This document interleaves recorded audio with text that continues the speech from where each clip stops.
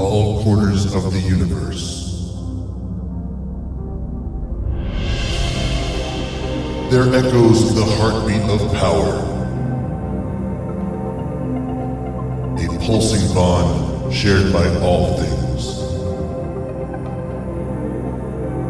Let's embark on a journey.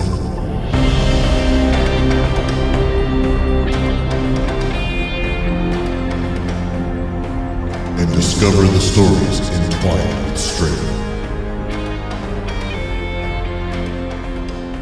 Hello, my friends out there in this universe of power. Welcome to Titan Talk. It has been 1.5 years since I last had this microphone in front of me, and I was speaking to you through these airwaves across the nation, maybe across the world. The last time I spoke with you on an episode was the final episode of Season 2 of Titan Talk. That was with Coach Alec Jose at the 2023 official Strongman Games World Finals in West Virginia that year. And it's been a long time since. There's been a lot that has transpired, and I really have been wanting to get the show back up and running into full force. It is a passion project of mine, though I have been in a bit of a transitional period in my own life, kind of figuring out how my own passions align with what I put out there in the universe to be received by you all. The time that has passed, there has been a lot going on, and I want to not have a super drawn out episode with filling you in on all the details. I think we can kind of have that spread out in the weeks to come. And I say weeks to come because I do want to have this become more regular. That was always a goal of mine, that I wanted this to be a weekly type endeavor. So let's see if we can keep that up as we dust off the cobwebs nearing the 1.5 year mark. The main thing that I want on this episode is, with there being such a long hiatus from the last time that I talked, a lot of you have reached out to me asking when Titan Talk is coming back on. What have I been up to? And I kind of want to just touch on that. I want to not have any elaborate plan. This episode has no guest. It's just me kind of filling you in and re-kickstarting everything back into an accelerated pace. But it has been a bit of a transitional period for me. Especially viewed in Strongman. There have been a lot of factors that have gone into, why I've been kind of figuring things out and my own balance for being involved in this world of strength and in the sport of Strongman itself. And to kind of revisit those a little bit, the big one for me, for any of you all that have followed along with my journey, was in 2020 at my pro debut at World's Strongest Man. I had a heart issue pop up. I started going into AFib, and you can backtrack on episodes or, reach out to me personally if you have questions on that. But that was the first moment where, in my pursuit of Strongman, which was something that I had geared my entire life towards for over a decade, kind of came not crashing down, but it was the first red flag, like, hey, dude, your body is literally telling you it can't keep up. Your heart is skipping beats, and that's a very challenging thing for someone who is literally just starting out at that elite stage, like ready to give it their all, and then all of a sudden the main engine component, the ticker right in here, there's something wrong. And, as innocent as that could have been viewed, as much as I wanted to keep pushing on and, not be bothered by it, that was always a very prevalent force in my mind, an ever-present force, ready to tell me, like, okay, you push hard, but you push too hard. Will that thing keep beating? That was the first thing, okay? And chronologically, that was the first one. As we advance in time, the biggest one, although heart is pretty big, the biggest one for me was becoming a father. My daughter Xiomara was brought into this world in 2022, in the end of the winter in that year. And even in the time leading up to her arrival, and the time of my wife's pregnancy, in just knowing that there was this life that we created that was going to be a very fresh, brand new person to raise, to cultivate, to nourish her curiosity and growth. It sounds so cheesy because you hear it your whole life from other parents as they're on the precipice of becoming parents or have become parents on their own, that your entire world changes. And I think of some of the podcast episodes that I had around that time. A big one for me that comes into my memory was when I had Nick Guardione and Austin Andrade on the show. Some of the questions that I was catering towards them, and I was interviewing, especially I remember interviewing Nick, and I was asking them about how they viewed, strongman. I think Nick had said something along the lines of, "Without strongman, I am nothing." And I can completely understand why he said that. I mean, he even went into elaborate details as to why he said that. But that was a very resonating note struck for me, is like as such a high point of contrast to what I was already feeling within myself. No, without strongman, I am something big. This is me talking. Without strongman, I am much more. I am Gabe the individual, the science nerd, the guy who wants to go out on these extravagant hikes or mountainous adventures. I want to learn more about the earth, how it formed. I want to learn about why this creature lives here, why it eats that. I just want to learn so much and do all of these things, and that's not restricted to the realm of strongman. Now, on top of that, the biggest calling was now to share all of those things of who I am and how I perceive the world with a fresh soul, my daughter. And so those early stages of, even before my daughter took her first breaths, I was already in a mindset, though subconsciously on some levels, of there being something much more important to me than just full pedal to the metal strongman. And after having my life geared towards a relentless pursuit of strongman, which is absolutely required to get to the top echelons of the sport, it's a very hard rewiring of the brain to be all or nothing on one thing and then realizing that all is not everything. It's actually quite far from. So even though I couldn't really acknowledge it fully then, the trains of thought were already there, trying to get me to think about what were some of the bigger things for me. And then on top of that, once my daughter did come into this world, injuries that followed my pursuit. I had a meniscus tear in my left leg. I, of course, had a torn bicep in my left arm here very early on in my career. And I had a couple of injuries stemming from deadlifting throughout 22, 23. And the biggest one that I remember on the note of those injuries was having a very severe lower back and SI joint sprain on some deadlifts that I was doing on a travel time. And I was in Austin, upstate Texas a little bit, and we were with some friends. I had thrown my back out at the gym the day before, and the next day we all went to a community pool together with my daughter, who was very young. She could stand, but not much more other than that at that point. And I remember, I may have shared this in one of the episodes, I had put her down in the pool, which was only up to her waist. We were in the kiddie section of the pool, and she was asking to be picked back up, and I could not pick her back up. As her father, to not be able to reach down and to pick her back up and to ask my friend who was there with me if he could pick her up for me. In retrospect, it's something very physically and small of a moment right there, but with such a huge impact in my reflection of my own ability to be able to stay healthy and fit and versatile and capable throughout the duration of my life. And factoring these three things for me into my involvement as a pro level elite competitor in strongman: fatherhood, my heart, injuries, that made it a bit of a transitional period, like trying to figure out the balance in what really mattered for me. And that's kind of attributed to the length of time it's been since the last episode of Titan Talk. It's in figuring out how much these things mean to me. It felt like an injustice, or at least at base level, an unpreparedness to bring content to you as the viewer or listener when I'm still not so sure about how I feel about some of those things myself.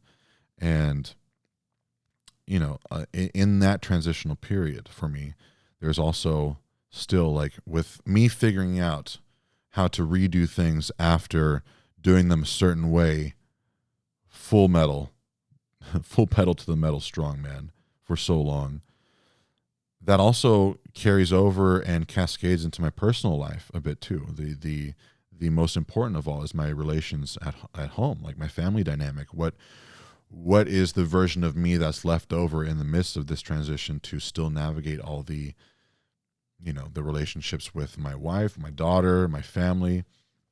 That's there was a lot going on, and that's why the show had taken a bit of a break. And I can get some more into some of that stuff because there are some aspects of recalibrating one's own life focus, especially in the pursuit of a pro level sport, that I want to have some future episodes on. Not today. Today's clearing the cobwebs off, getting the record button pressed again, and getting an episode out for you guys to enjoy. But we are getting back to the show. Titan Talk is back on the air. It is a passion project of mine. I have been very fortunate throughout my career to make some tremendous connections with not just friends and fellow athletes in the sport, but people who are cultivating and nourishing different facets of strength within their own communities. And there are powerful stories that are waiting to be told. And that was always one of the goals, is let's discover the stories entwined with strength and carry those messages into something meaningful that we can use within our own lives. That's the goal of the show. And we're back. We're back. Ultimately, I really want to have a weekly episode drop, and that's going to mean not giving you all a 2-hour episode, or if you can recall back to, I believe, season 1, where I recorded a show with Don Souza of ADL Live. That was a 5-part show that went probably close to 3 hours long. That's not going to be the format from here on out. I want to keep it a little bit more short, concise, and something that you can easily tune on without having it take away from your endeavors throughout the week. So, without further ado, let's kind of reflect on strongman recently. And this is a very, tidbit of just some of the things that I perceive from the sport, not giving due justice to some of the amazing things that have really transpired across all weight classes, all aspects of the sport promotion. I'm giving a very condensed segment here. And this first one is a bit of it's not an easy one to talk about, because talking about it does, it brings something into the light that I think is something very personal for the people involved. And I do it very hesitantly because they're friends. They're friends, but it is something that has also taken the world by the strongman world, at least, by storm. Over the last couple months of the year, and maybe even going back into the final months of last year, there's been a fixation of some of the elite athletes in the sport and how their own personal lives and the challenges that they're facing within those personal lives get brought into the forefront of what people talk about. And I think some of the listeners will already know who I'm talking about without me even saying their names. But before I even get into any specifics, which I'm not going to get into much, I think one of the phenomenons that happens here is you have people, athletes in the sport, who are larger than life figures. And that's the allure as a spectator of watching the sport, is you see someone who is doing these incredible feats of strength that many of us would not have even thought possible if we just didn't see it with our eyes. Constantly taking the bar of human performance and resetting it and moving it to a higher position is incredibly fascinating. And it's also one of those things where if you're the person watching through the screen, it is really hard to imagine yourself doing that in some way. So, reflecting on even some of my childhood memories of watching classic World's Strongest Man, I viewed these guys as real life superheroes. They're lifting these boulders, they're pulling these airplanes, and that is the fundamental core appeal, is that there's this detachment from, okay, these are actual real people who have the real human challenges of a person navigating this thing we call life, versus this, muscle-clad physique who's capable of doing anything physical thrown their way. So when we do as fans and as spectators get a glimpse into the actual humanity of an athlete, it, it is fascinating in a different way, and they are not untouchable by the things that make a human human. And the big one that I'm talking about is imperfections, is failures, is flaws, is, you know, F ups along the way. And so to watch this happen to people that I deemed, experienced, and felt as friends, it was tough. You have the spectator value of how fans perceive it, and you have the value of how a fellow athlete and a friend perceives it.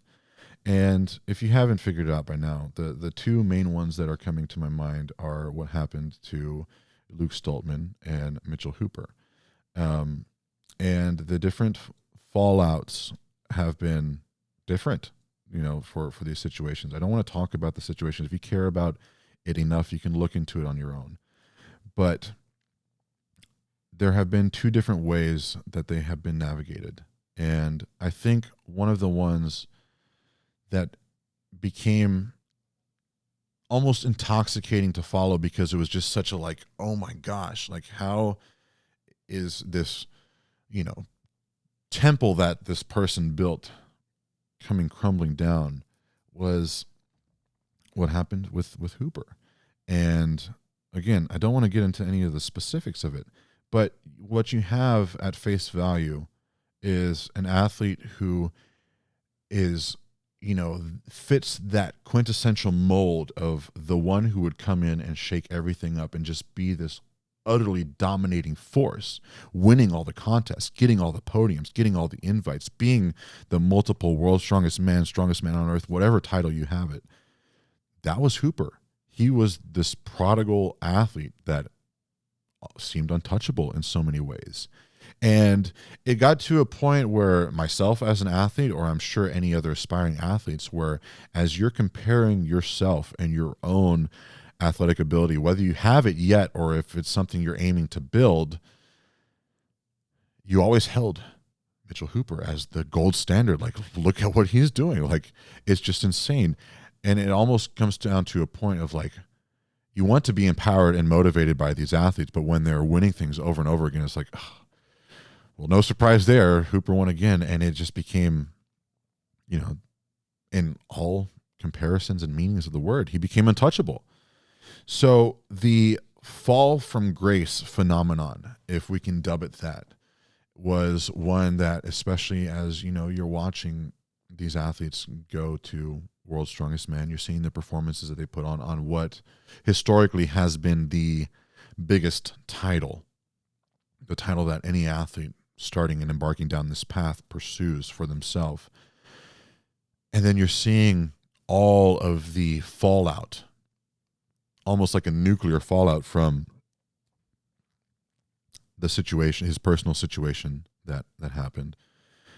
And you're seeing it follow every comment board. You're seeing it follow every post. You're seeing it get to a point to where, for an individual who has made such a fantastic example of how to stay involved as an athlete, to be a dominant force there physically, but to be putting out very digestible and palatable content, regardless of how you feel about, him. I know I view him as a friend. But I also know that people view him as a very polarizing figure, and that was before the incidents. To see how involved, how much of a wide following he got, to how much of himself that he put out there with success, and to now how in the midst of his failures that all came crashing back down to where it got to a point where, comments on his own posts had to be disabled because it was just 99% negativity aimed at him. And, this is not a platform for me to cast judgment by any ways. I am no judge on that. Like, that is for him his family, and any higher power that they may or may not believe in. But I can spectate on the phenomenon as it being captivating and not in a positive way. I think that's why a lot of things got to a point of public fascination, was because it had the fall from grace aspect. And my heart goes out to him in some ways. My heart goes out to his family, especially. You factor kids into the equation. That's, no matter what's going on between the adults in that life, the children are the ones that will be enduring those circumstances and those events for years to come. And at the base level, the kids don't have that developed understanding. So that's a whole thing of its own, and I don't want to spend too much time on that. But it did paint the sport in a way that strongman was not basking in its own best light. In the face of these personal scandals made public, it started giving a taint to the way that the public, the world, the spectators, the fans view elite strongman. And that was something that was just hard as a fan on its own, hard as an athlete as a friend to these people, and of course as a friend to their families too, but hard as someone who was figuring out his own place in the sport, and to see this negative shroud start to encompass it, that was difficult. And so that was, one big thing in strongman recently. It's, I will close that little section of my talk with you here as in truly, fully, and from the bottom of my heart, I hope that these people are really putting their best foot forward to, again, for their own mental health, to figure out things, for the mental health of their significant others, whether or not they're entwined to each other anymore. But at the end of the day, no matter how arduous or trying or difficult that road gets for them, to be navigating those difficulties in the understanding that at the bottom line, the promise of the future for their children is the most important. So with that shroud of negativity on the sport for a little bit, and it's still ongoing some, I truly hope that they can find themselves and get back to full fire. But then there was World's Strongest Man this year, and Rain O'Neill, South African, seemingly the dark horse, coming out of the blue and just being a truly dominant display of power, displaying not just power but versatility and capability and conditioning and youthfulness and vitality. I mean, this was something where when you were existing and living in the realm and reign of Mitchell Hooper, it was like, wait, what? There's this new person. There's this new person, and he won. The phenomenon of having a new hope, not to quote Star Wars or anything like that, but to have the new hope aspect there, it is refreshing. And it's refreshing in a way that it knows no borders of countries. You can have this person from a country so far on the other side of the world, and just to take a moment and bask and realize that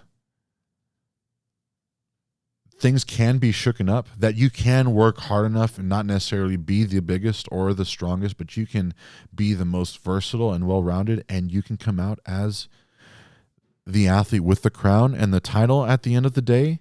That's incredible. And that pumps the life force into the aspiring athletes, into the veterans who are grinding away, spending every bit of their own time and health, energy, and money into this pursuit.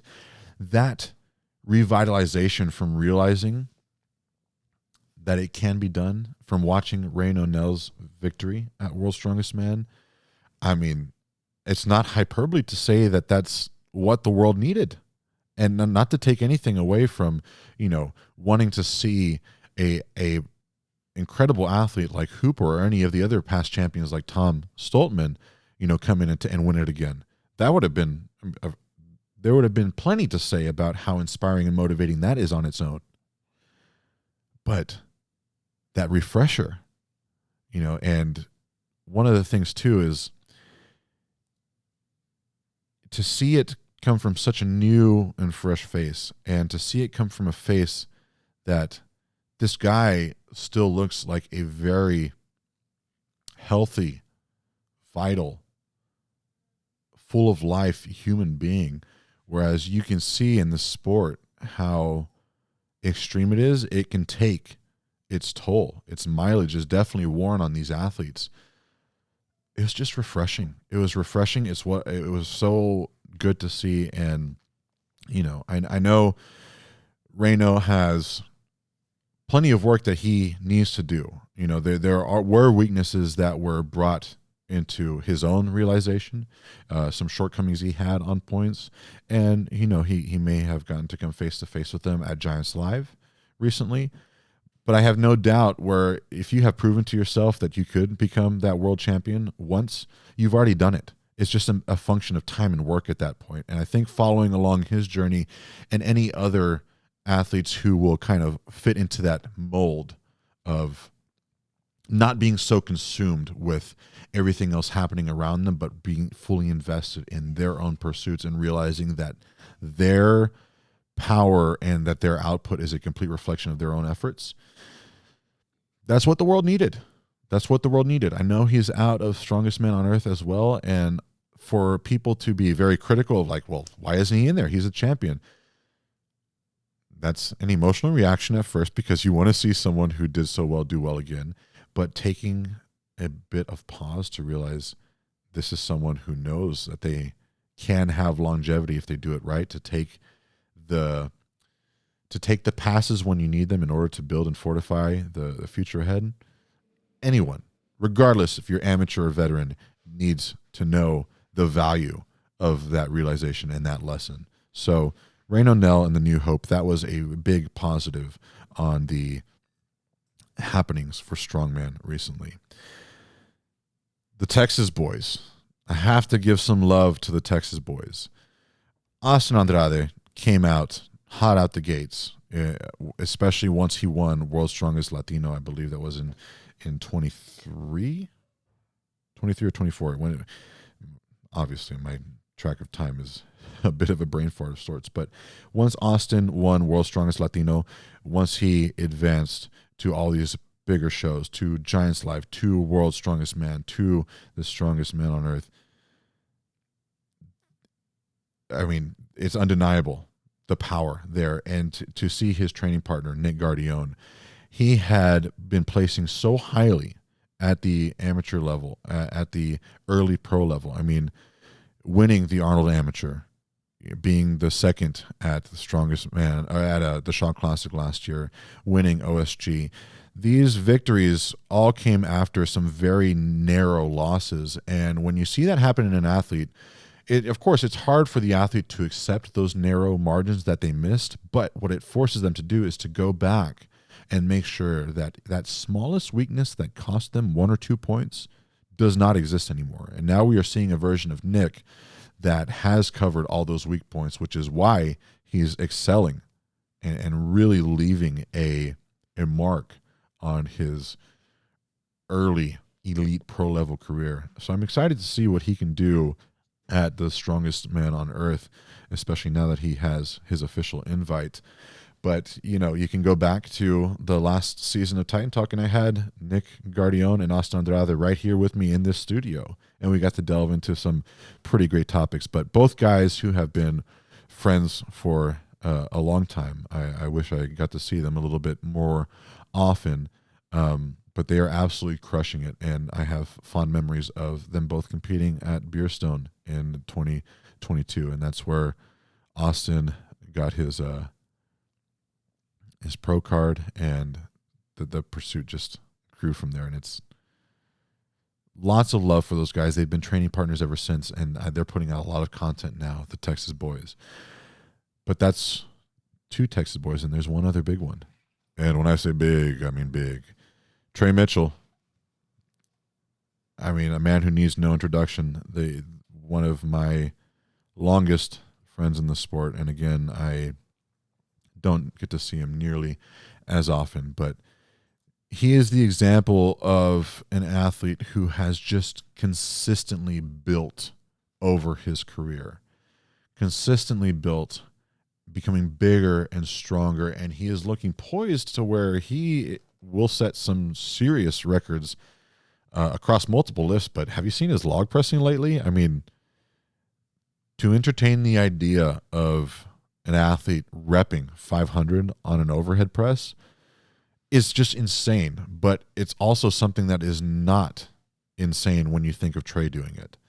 And he's looking to be the strongest version of himself that has existed, which is very exciting and scary in some ways, especially for anyone going up against him. But one of the things about Trey that really stood out to me in recent years was when he suffered his Achilles tendon rupture at the Rogue Invitational outside of Austin against that crazy, arguably disastrous event, that bull pull. For me, reflecting on the potential injuries that can come of strongman, which is something that anyone doing the sport needs to do, at least to be aware of them, the Achilles tendon rupture was always one of the most terrifying, in my opinion. Not only is it from one of your legs, arms are one thing. Tearing a bicep or having a shoulder injury is one thing because you don't walk on your arms, but you walk on your legs. So to have an Achilles tendon rupture, one of the biggest tendons in your body, that is absolutely terrifying. Absolutely terrifying. But talk about a perfect recovery regimen. I know, of course, Trey is coached by Chad Coy, a legend in the sport on his own right. So to have that guidance from one of the master Yodas of strongmen on his own is huge. But I know he also had Chris Duffin working with him in a recovery protocol.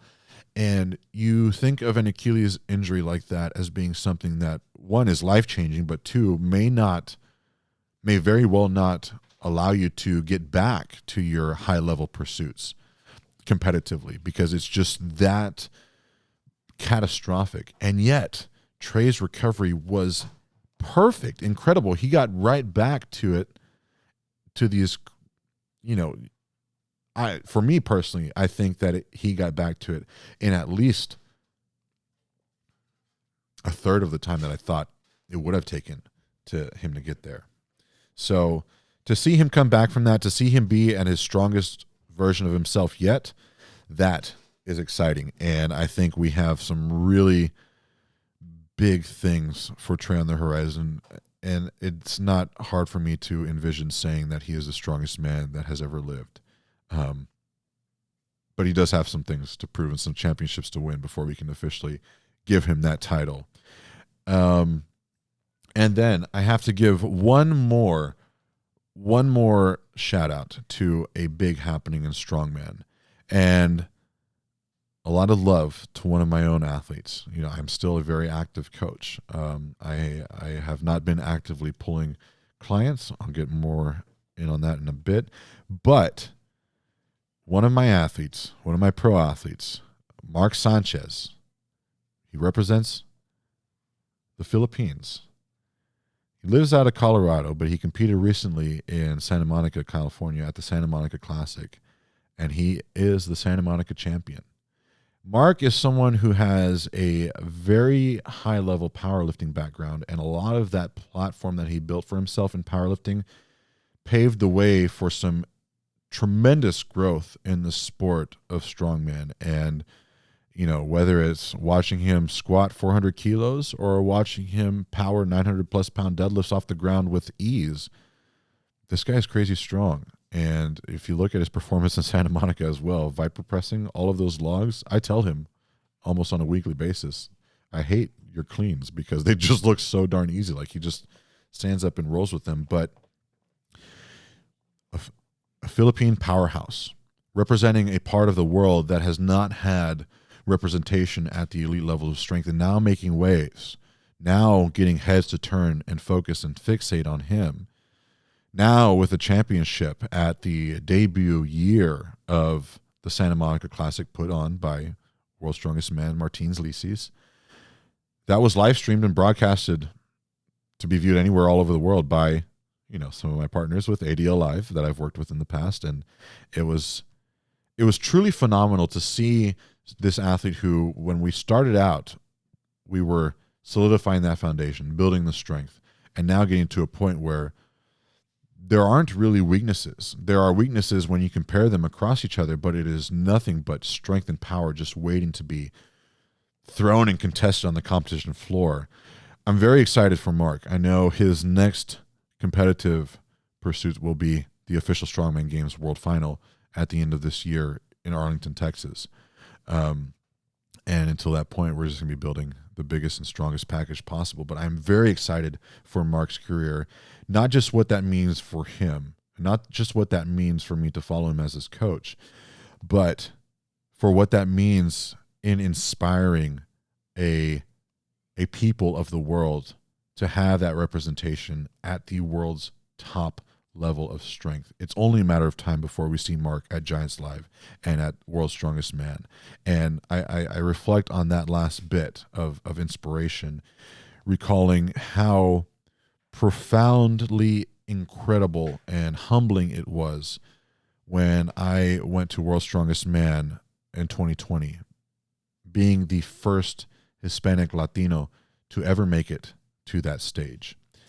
And to have the outpour of love and support and messages from just random people around the world that I probably would never meet, to tell them how much it meant to see me carrying that flag or wearing it on my shirt, to be representing my heritage, and to know the degree in which I felt those feelings, and to imagine the degree in which the fans felt those feelings of inspiration, motivation, that gives me chills in the best way for Mark. So keep your eyes on Mark Sanchez, making some big waves. And he is also an event promoter, putting on the Beasts of the Peak competition there. It's a novice-only competition in Colorado.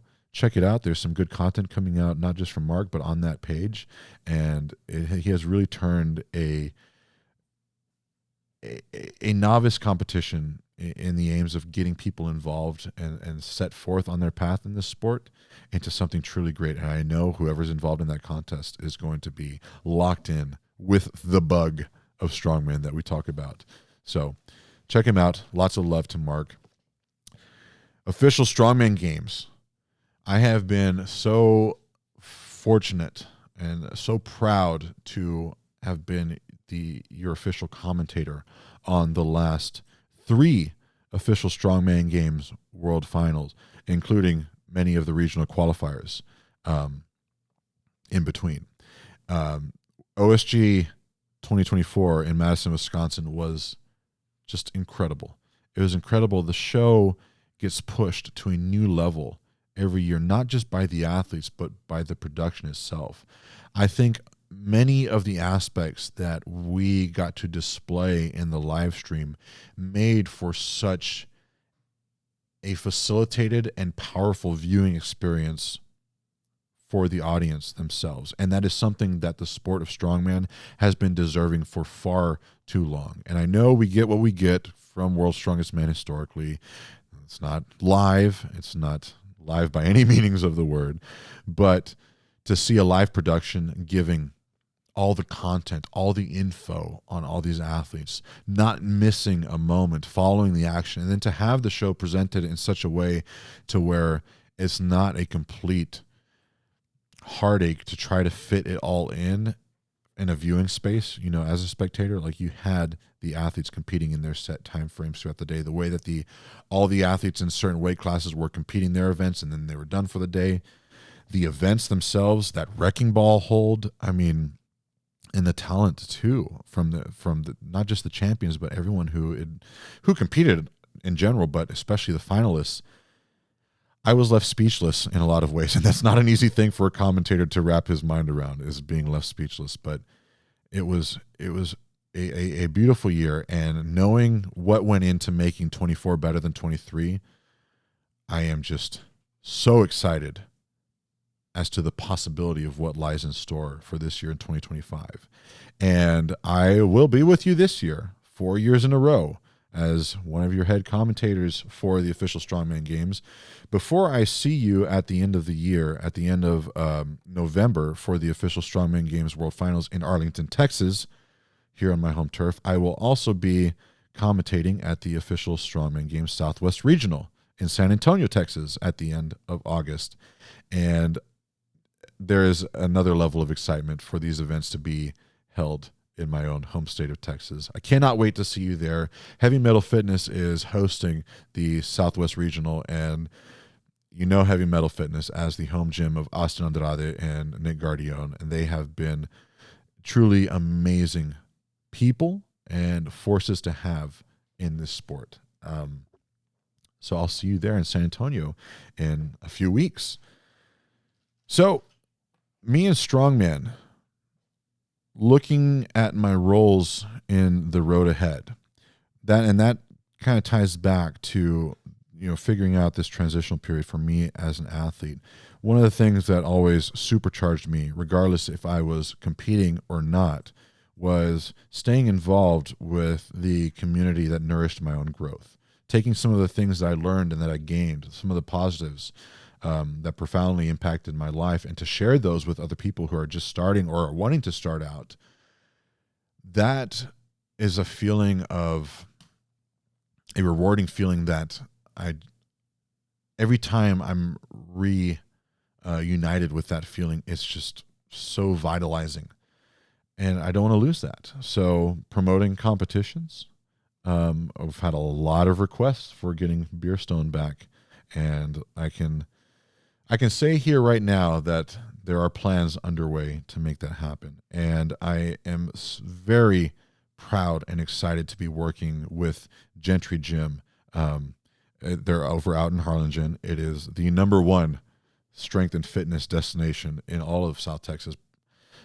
We can make the argument for all of Texas, period. But if you're ever in the Rio Grande Valley of South Texas, if you're ever in the Harlingen area, even if you're not in the Harlingen area, it is worth the drive. Get out there to Gentry Gym. The brand new location opened up earlier this year, and I have had nothing but incredible and productive conversations and plans made with the team there at Gentry, and some of the strength experiences we will be bringing to you over the years ahead. And I can't give too many details. I think there will be a podcast coming up soon where we can actually talk with the people behind Gentry Gym themselves. And you can recall we also had both Chase and Jackie Gentry on the podcast in the previous seasons. You can check it out there, but it would be nice to listen to that episode and listen to whatever episodes are on the horizon with them. And we'll get more into the plans. But being a promoter, bringing events, sharing that not just with the Rio Grande Valley of South Texas and all the athletes starting out here, but with the rest of the world. Stay tuned for that. I had a lot of love for being a promoter, and not done with it yet. But as far as competitions and me competing, I am at a point right now physically where I have been very invested in my personal life and my daughter's life, and being able to get out and do things like run with her, or jump on the trampoline with her, go to playgrounds, to be very active and not be so militantly following a diet of an elite strongman competitor, or even a strongman competitor in general. That has pumped a lot of life force into me to enjoy things a lot more.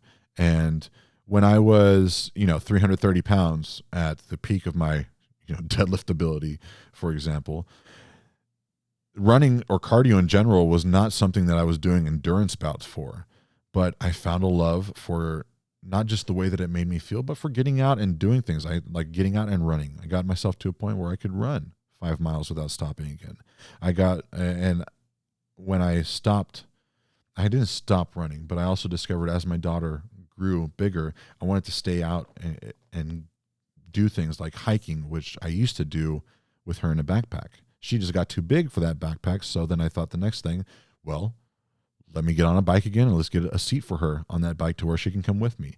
And so I have become just a full-blown cyclist, and I tend to enjoy the trail riding, adventure biking aspect a little bit more than just like urban and road sprawl. But I've been doing a lot of biking. I've I've been doing a lot of biking. I love it. I love how it makes me feel.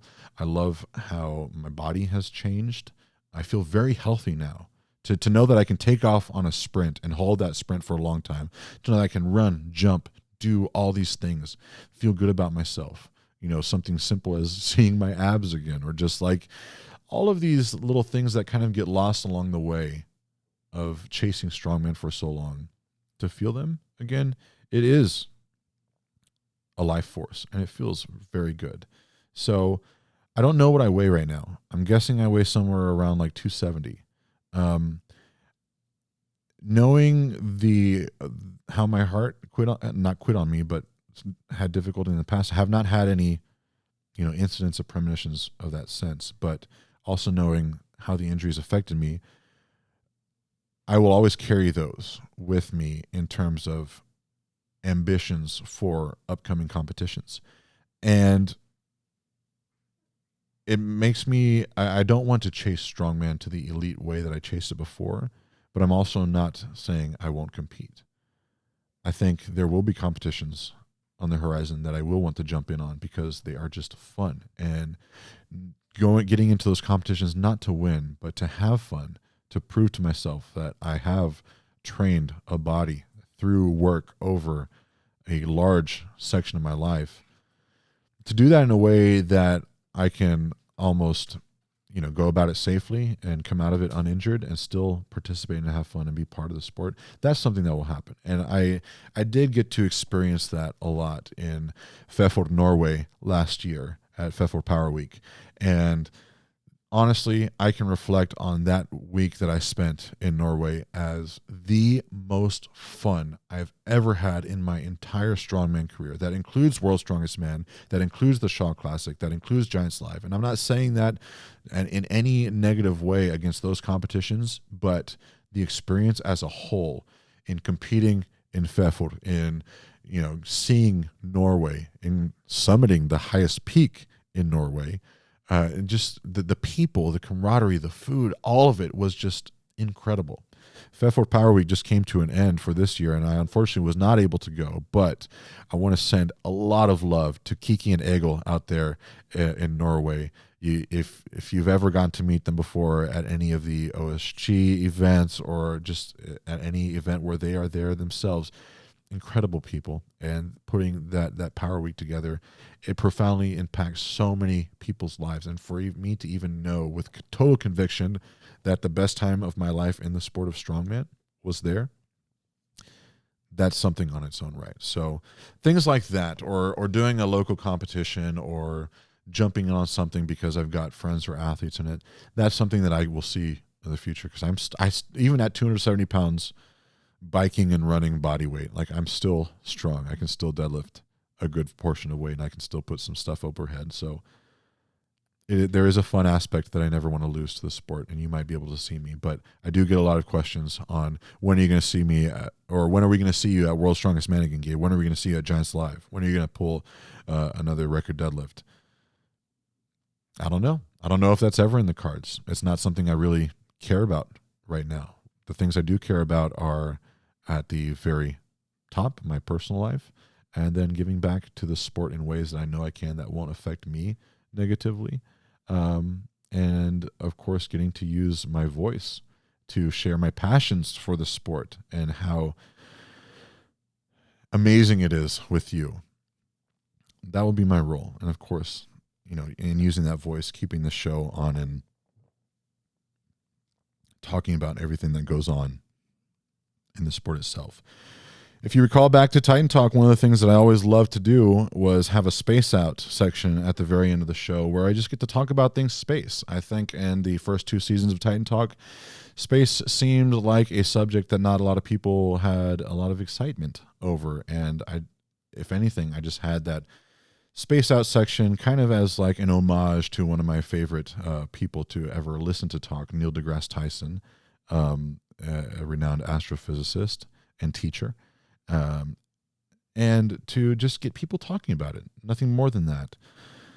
But the space dynamic has kind of changed a little bit with the privatization of the industry and some of the things that have gone on with it. But I still want to have the space out section. So, my listeners, let's space out for a little bit. we talked a lot about the Starship program with SpaceX in Titan Talk. I even had an episode that was specifically geared towards watching one of those launches, and it has been riddled with failure after failure.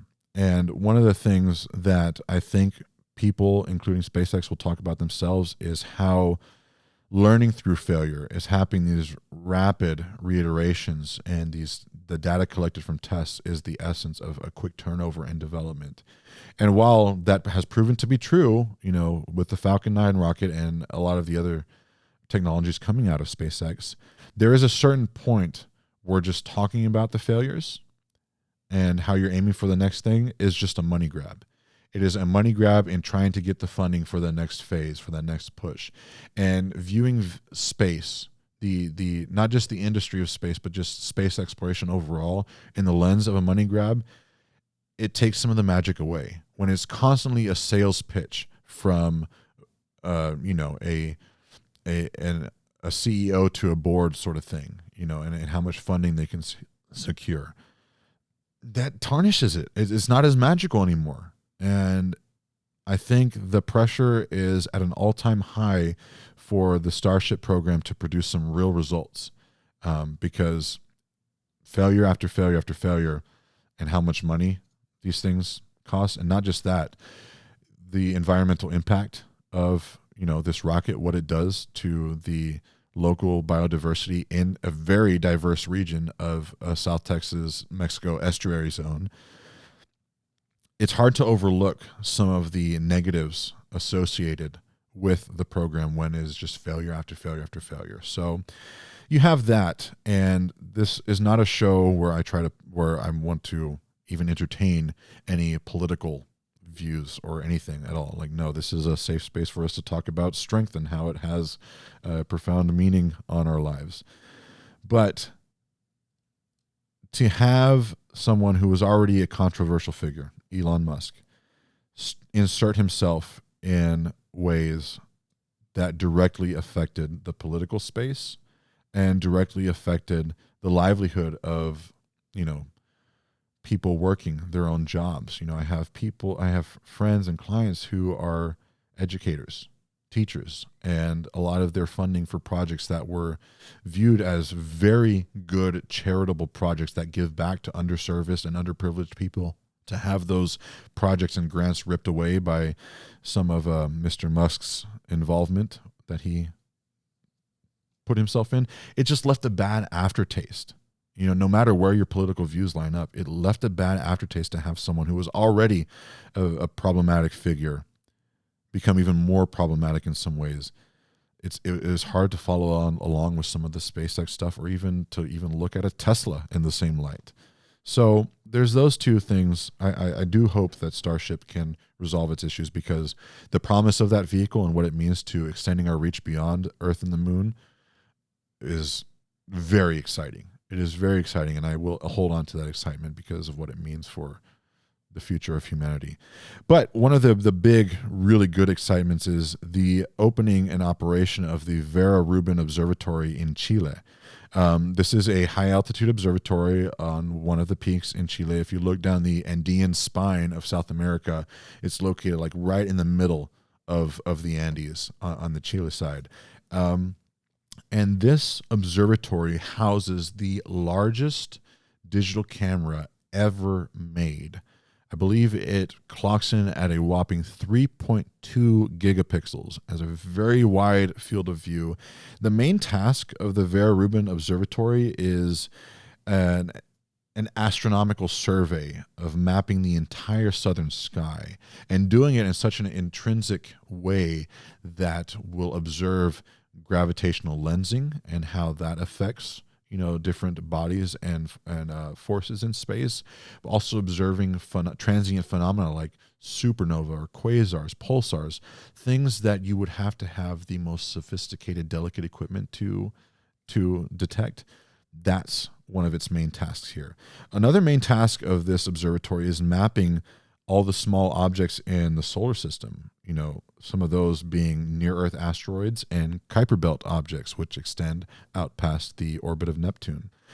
On that note, this observatory, or NASA, was tasked by Congress to map 90% of the near-Earth asteroids, just from a defense standpoint of knowing if any of these asteroids could ever come on a collision course with Earth and cause an extinction level event.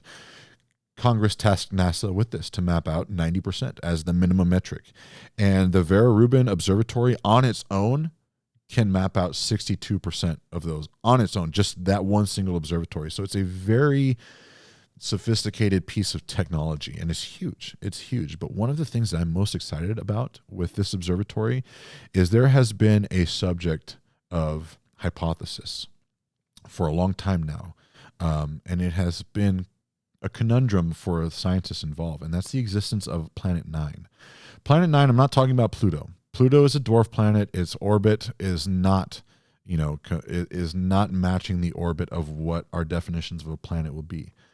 And that's why it got demoted to a dwarf planet, several years back. So I'm not talking about bringing Pluto back. What I am talking about is that when you observe, or when objects, trans-Neptunian objects that are beyond the orbit of Neptune, have been observed over the years by the scientific community, there are anomalies present. Some of those anomalies in the way that these objects are pulled to and fro can only be explained by the existence of a Planet 9, of a massive planet, bigger than the Earth, existing way far out beyond Neptune. And you think of how far Neptune is already on its own. It's just crazy to wrap our mind around that, even when we're talking about the context of our own solar system, from the center point of our sun to the end of heliopause, the sun's influence on interstellar space, there is still so much expanse out there beyond Neptune that we just simply cannot see. And that baffles my mind that in our day and age of technology that we still can't see it. It's crazy. It's crazy. But with this new, most powerful camera that we have ever made, this new telescope, having some focal observations pointed towards that space beyond Neptune, we very well may see a Planet 9 brought into existence. And the impact that would mean on, how our solar system formed and our understanding of the universe and all the other solar systems out there, it's exciting. It's exciting, and we can see that happen from this observatory. And that's the observatory finished its construction and started mapping space in late 2024, and we got some of our first images from that observatory just last month in June. So check it out. Stay tuned for any developments coming out of that observatory in Chile. And the last thing I want to talk about on the Space Out is on the subject of Neptune and trans-Neptunian objects. This is a very simple one, but one that I think may catch some of you all off guard. In January of 2024, the University of Oxford published a study of how the color that we all know Neptune to be is not actually accurate. The pictures that we have of Neptune, that classic deep blue, whenever you think Neptune you see, those were taken by the Voyager 2 spacecraft as it passed by Neptune.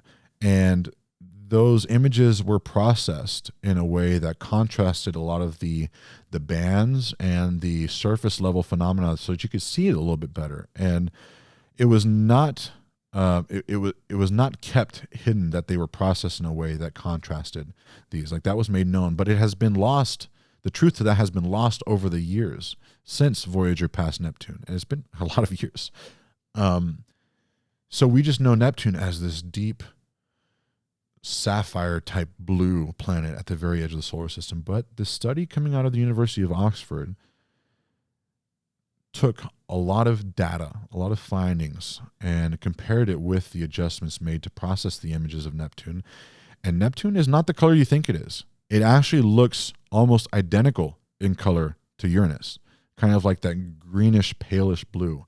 And that's the reality of what that planet is. It's just so far away, so distant from our sun, that we had to use some different techniques to enhance the imaging on that now classic and outdated image of Neptune that we have. But I want to leave that as a parting thought to you. The blue Neptune that you thought it is, it actually looks almost like a duplicate of Uranus with a few small shades of difference, but nowhere near close to as blue as you might think. And for that, I will end the episode. Ladies and gentlemen, we are back. We're back. Titan Talk is back. I look forward to being active with you in so many capacities. It's good to be saying words into a microphone that's not just on commentary at a competition. But there are plenty of times I will see you through the year ahead. Until those times, I wish you well. Stay hungry. Stay curious. Spread positivity and love. And until next time, I'll see you then.